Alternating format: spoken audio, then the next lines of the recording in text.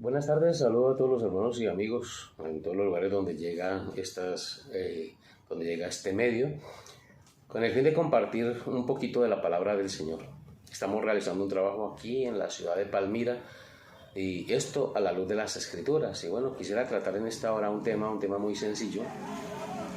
Y yo quiero hablar acerca de los ministerios de Dios. Son ministerios que Dios establece. Según la carta del apóstol Pablo a los Efesios, el capítulo 4 y el versículo 11, dice la palabra del Señor que Él mismo constituyó a unos apóstoles, a otros profetas, maestros, evangelistas, pastores y doctores, maestros. Y entonces la palabra del Señor habla de unos ministerios que han sido establecidos por Dios, no son ministerios establecidos por los hombres, no son ministerios establecidos por las iglesias, por los sistemas, por las denominaciones, sino que son ministerios dados por Dios. Estos ministerios, cuando son dados por Dios, pues son ministerios muy poderosos, muy grandes. Y, ¿por qué no decirlo? Son ministerios que son temidos, porque esta clase de hombres son temidos. Podríamos hablar, por ejemplo, de algunos. Y en este caso pues vamos a hablar de un ministerio que sobresale por encima de todos los demás en las Sagradas Escrituras, que es el ministerio de los profetas. Y entonces cuando uno piensa en hombres establecidos por Dios, como por ejemplo Moisés es un profeta de Dios. Y vale la pena que nos hiciéramos una pregunta. Vamos a hacernos una pregunta, que es bueno que la hagamos porque hoy en día la mayoría de cristianos casi siempre cuando sale un ministerio se preguntan, bueno, ¿y de qué iglesia es? ¿Qué organización lo patrocina? ¿Con qué autoridad viene usted a hacer lo que hacen? Y entonces siempre nos hacemos esas preguntas. A Jesús se la hicieron una vez, ¿no? Una vez que él llega al templo, voltea las mesas de los vendedores y bueno, prácticamente es como una pelea con todos los que están allí en ese lugar. Y el Señor Jesucristo dice, mi casa, casa de oración será llamada y ustedes la hicieron cueva de ladrones. Y entonces cuando Él hace todo eso, los principales sacerdotes y las autoridades del pueblo y los más importantes de ese lugar preguntan, ¿con qué autoridad haces esto? ¿Quién te dio esa autoridad? Y entonces el Señor Jesús los lleva también a hacerles otra pregunta y les dice, yo les voy a hacer otra pregunta también a ustedes. Si me la contestan, les contesto. ¿Con qué autoridad hago lo que hago? ¿El bautismo de Juan el Bautista, de quién era? ¿De los hombres o de Dios? Cuando Él les hace esta pregunta, ellos comienzan a hablar entre ellos y a decirse entre ellos mismos, bueno, si les decimos que de los hombres, tememos al pueblo, porque el pueblo tiene a Juan el Bautista por profeta. Y si decimos que era de Dios, nos va a decir que por qué no le creímos. Y entonces ellos dicen, no sabemos. Ellos sí sabían, pero no querían responder por miedo. Desafortunadamente esta clase de personajes temerosos, miedosos, los hay todavía hoy.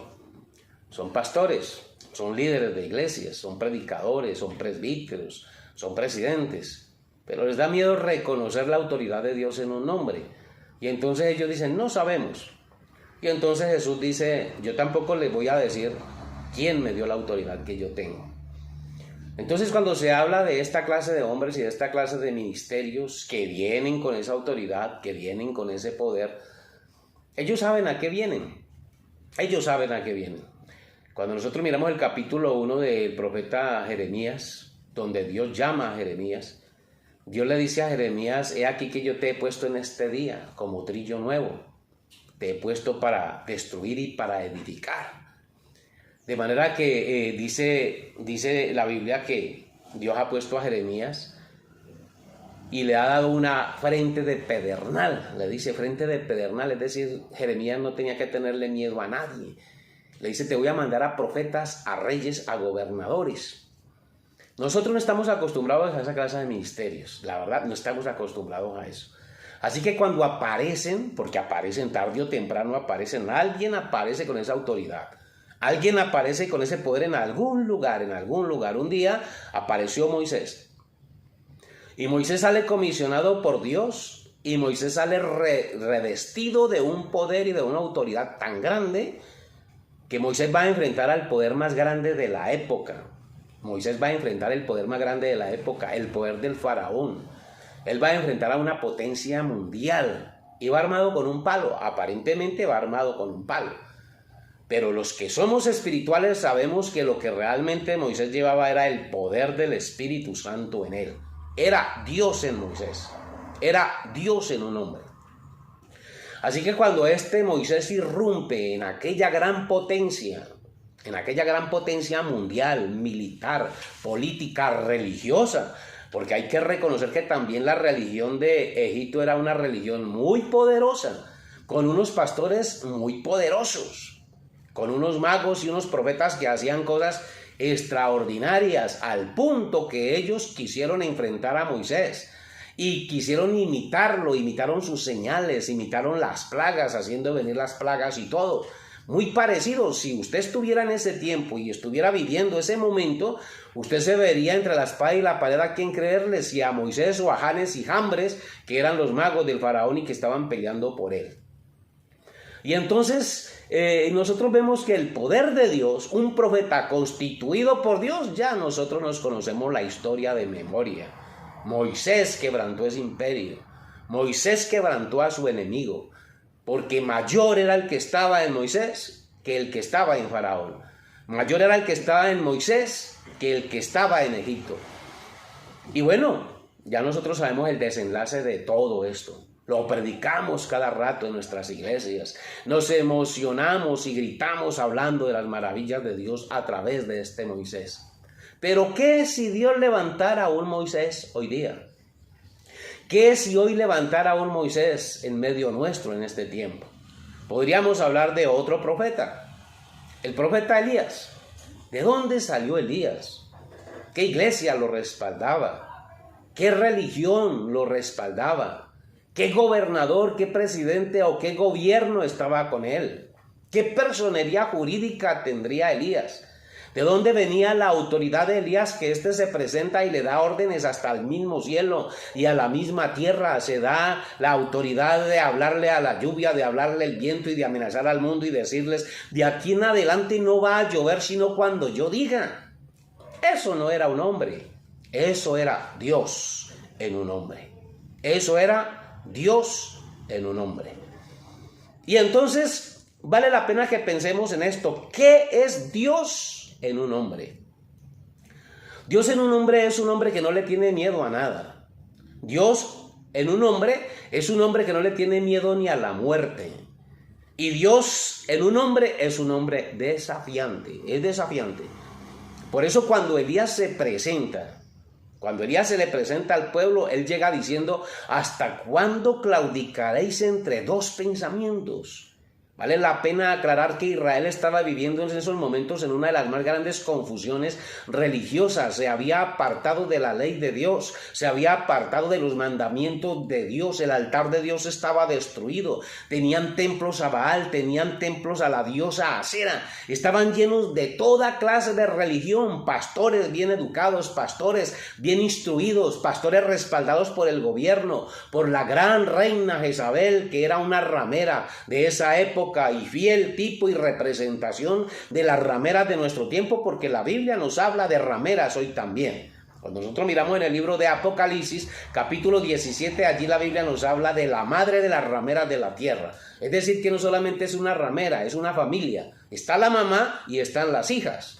Y ya nosotros sabemos quién es la grande ramera. Eso se lo sabe los niños de la clase dominical, saben quién es la gran ramera. Pero de las rameras, de las hijas, de esas casi nadie habla. Pero las hijas de la grande ramera son otras iglesias que quieren ser como la mamá. Adulteran la palabra, pasan por encima de los mandamientos de Dios, enredan a la gente con enseñanzas de demonios, con enseñanzas mentirosas. La palabra dice que vienen con doctrinas de demonios, y bueno, esto está lleno de eso. Este mundo en este momentico está lleno de eso. Falsas iglesias, falsos predicadores, falsos mensajeros de Dios. Hablan en lenguas, hacen milagros, hacen prodigios, hacen una cantidad de señales, pero la Biblia dice que son falsos. Gracias al Señor, que también Dios se ha preocupado porque haya verdaderos. Hay verdaderos pastores, hay verdaderos profetas, hay verdaderos ungidos por el Espíritu Santo, los hay. Yo soy consciente que los hay, los conozco. Yo conozco, tengo amigos que son pastores, que son predicadores y que dan la vida por predicar el evangelio. Pero también conozco otros que son unos cobardes. También conozco otros que son unos tramposos. También conozco otros que son unos embaucadores.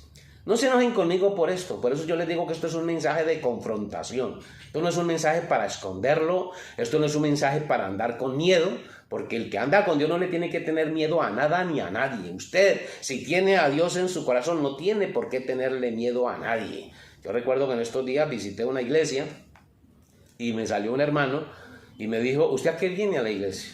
¿Se viene a llevar las ovejas? ¿Se quiere llevar a los hermanos? Y yo le dije, ¿a quién me voy a llevar yo? Yo no me vengo a llevar a nadie. Y yo le pregunté al hermano, le dije, dígame una cosa, ¿usted en manos de quién está?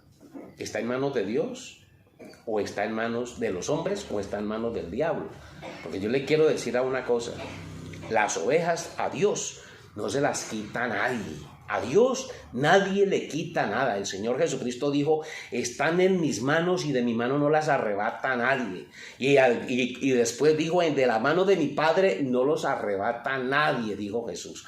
Así que si usted está en las manos de Dios, está en las manos del Señor, cree su palabra y cree su mensaje, usted no tiene por qué tenerle miedo a nada ni a nadie. A ningún diablo le tiene que tener miedo a usted. A ningún diablo le tiene que tener miedo a usted.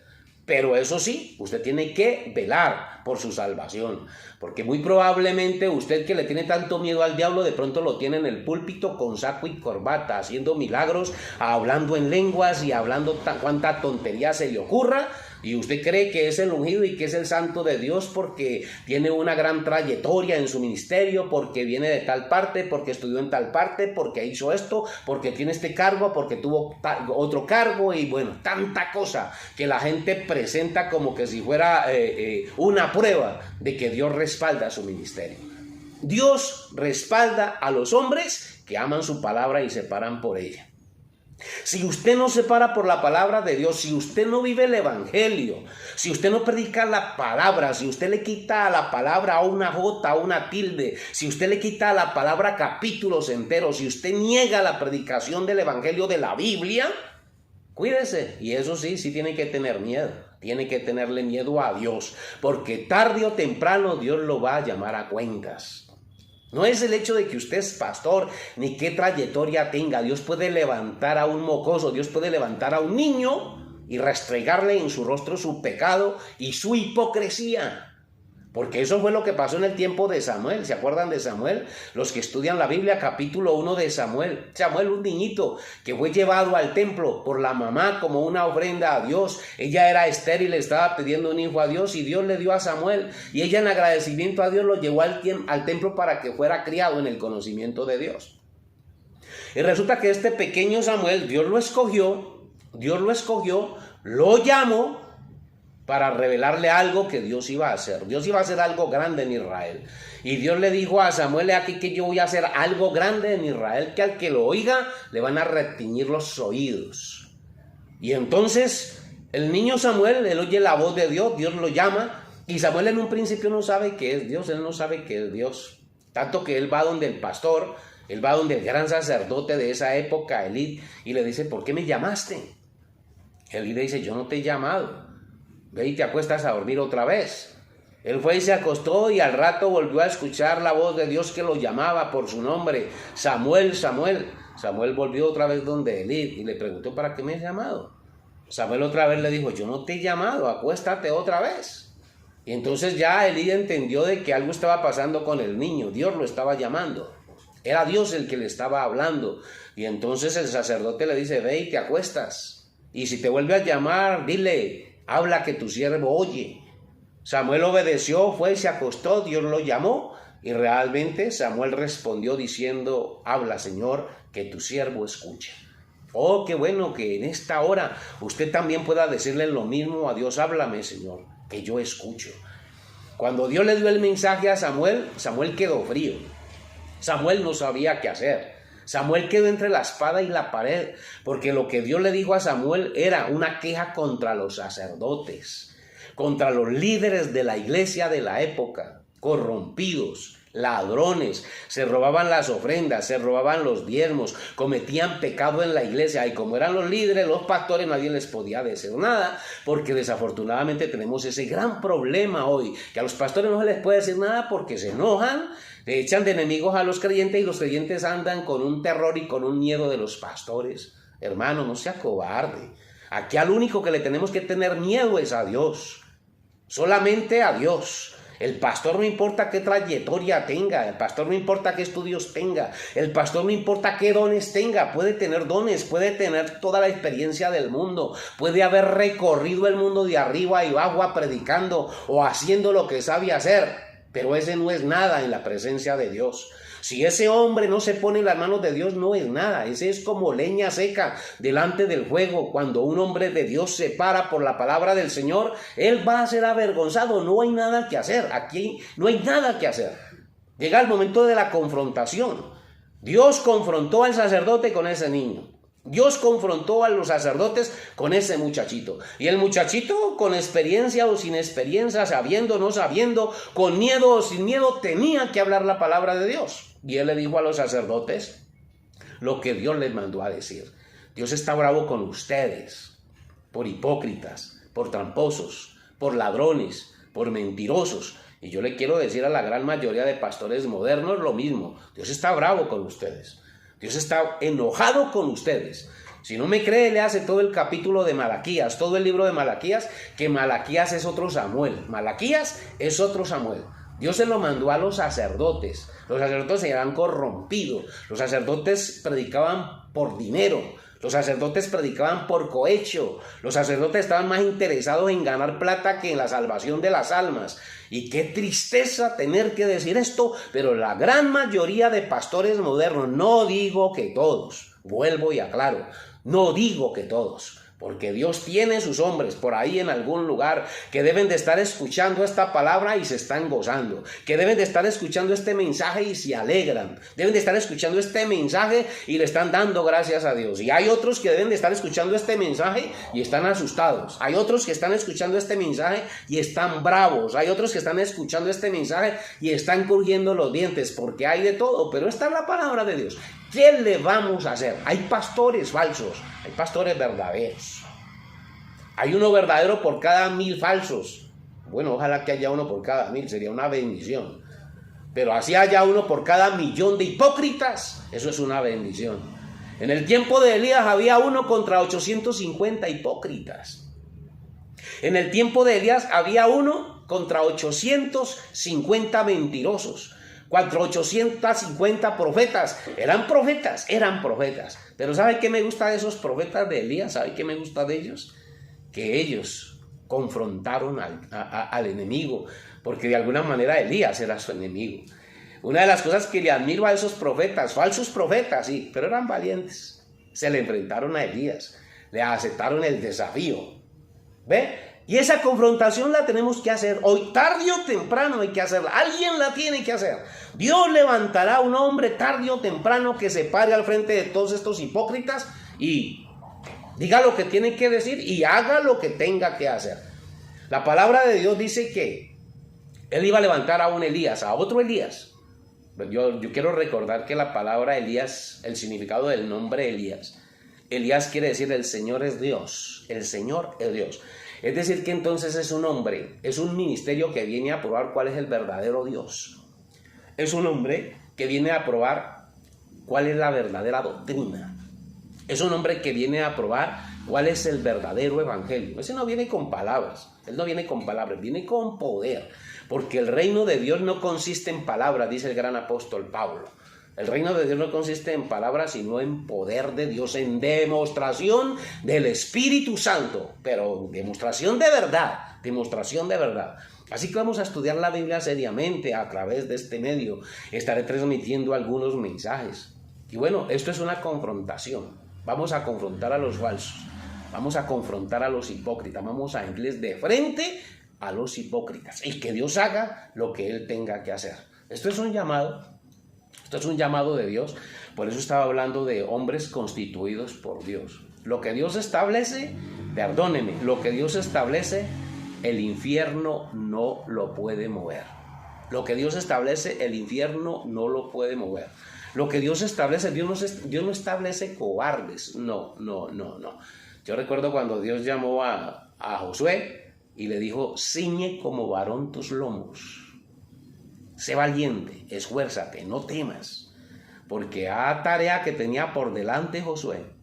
Y a Jeremías le dijo lo mismo también: ciñe tus lomos, amárrese los pantalones. Porque un hombre de Dios tiene que amarrarse los pantalones y pararse por Dios. Y si no es de Dios, ve a ver qué va a hacer, porque la cosa se va a poner muy buena. La cosa se va a poner muy buena para los que aman a Dios. La cosa se va a poner muy buena para los que aman a Cristo y su palabra. Y hay de aquellos que no se quieren poner en línea con la palabra de Dios. Porque dice la Biblia que la palabra de Dios es como fuego, que va a consumir lo que se le pare por delante. Así que aquí estamos tratando de hacer la voluntad de Dios. Les dejo estas palabras, reflexionen, oren, pídanle al Señor y vamos a ver qué es lo que va a hacer el Espíritu Santo. Dios les bendiga. Estaremos hablando de otro tema más adelante con la ayuda del Señor.